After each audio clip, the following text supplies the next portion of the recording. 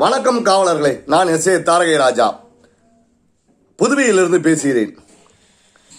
நேற்று தலைவருடைய பரம காவலன், தலைவருடைய அடிமட்ட ரசிகன், ஆத்மார்த்த தொண்டன் அத்துணை பேரும் ஏகமனதாய் முடிவு செய்தோம். பக்தர்கள் எல்லோரும் ஒன்று கூடி முடிவு செய்தோம்.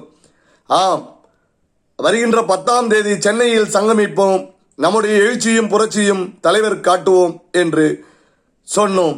தலைவர் காட்டுவதற்காக மட்டுமல்ல, இந்த சமூகம் உணர்வதற்காகவும்.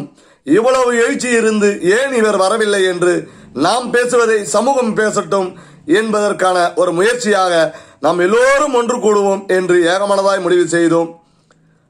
இப்பொழுது ஒரு சில மாவட்ட செயலாளர்கள் தங்களுடைய அதிகாரப்பூர்வமான லெட்டர் பேட் வாயிலாக எவரும் வர வேண்டாம் என்று, வந்தால் நடவடிக்கை பாயும் என்று அவர்களுக்கு இருக்கும் அதிகாரத்தை அவர்கள் பறைசாற்றி இருக்கிறார்கள்.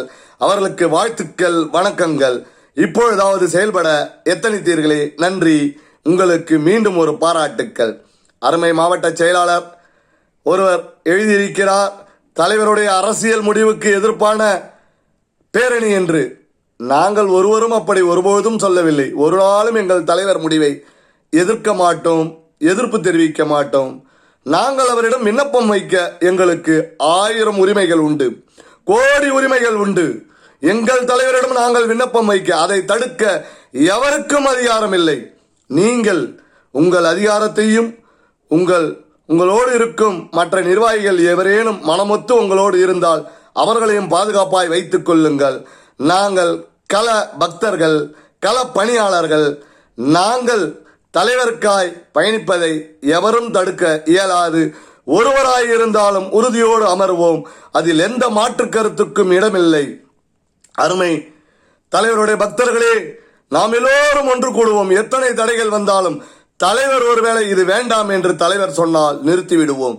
எங்கள் தலைவர் ஆணையிட்டால் அதை தவிர்த்து வேறு எதுவும் எங்களுக்கு கட்டுப்பாடு அல்ல. எங்கள் தலைவருக்கு தலைவணங்குவோம். நாங்கள் ஒருபொழுதும் தலைவரை எதிர்க்கவில்லை.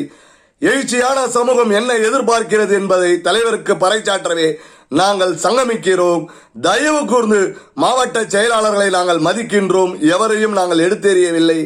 ஆனாலும் நீங்களும் பொறுப்பை உணர வேண்டும் என்று அன்போடு விண்ணப்பிக்கின்றோம். நீங்கள் சொல்லி இருக்கிறீர்கள், சிலர் வேண்டுமென்றே முயற்சி செய்கிறார்கள் என்று. சிலர் அல்ல, இந்த நாட்டில் பலர் முயற்சி செய்து கொண்டிருக்கிறார்கள்.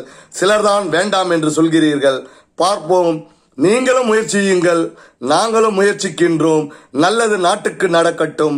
நாங்கள் என்றும் தலைவர் பின்னே அணிவகுப்போம். 1000 தடைகள் வந்தாலும் பக்தர்கள் நாங்கள் எங்கள் பயணத்தை நிறுத்த மாட்டோம். ஏனென்றால் எங்கள் கண்களில் தெரிவது கடவுள் மட்டுமே. அது எங்கள் தலைவராய் இருக்கின்றார். அதில் எந்த மாற்றமும் இல்லை. நன்றி, வணக்கம்.